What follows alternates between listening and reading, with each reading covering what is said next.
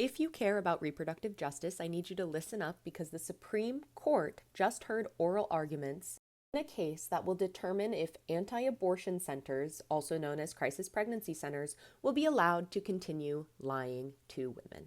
The case is First Choice Women's Resource Centers versus Platkin. Essentially, this is a suit that has been brought on by First Choice, which is a string of crisis pregnancy centers in New Jersey, claiming that a state investigation into whether they mislead women is a violation of their First Amendment rights. The fact that this case was brought to the Supreme Court should raise alarm bells.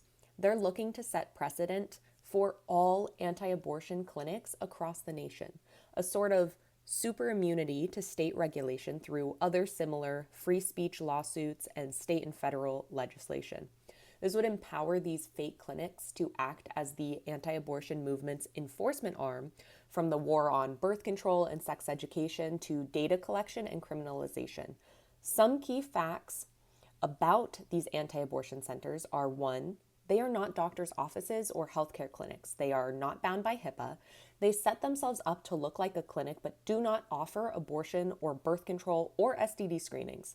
And directly from their website, they claim to offer viability scans and have a slew of misinformation to scare and deter people from abortion. They take in millions of taxpayer dollars annually and are under no federal or state oversight. Here's a screenshot from their website that they have set up to look as if it is an official healthcare clinic, using misleading language, claiming that by getting an ultrasound with them, they'll be able to tell you if you have a viable pregnancy or not. That's not how that works.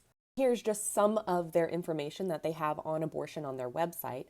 The things to note at the top is that taking the abortion pill can be life-threatening if your pregnancy is ectopic. What they don't include is that if you go to see an actual doctor, even if you use a telehealth abortion provider and you go through their checklist with them, abortion medication is safe.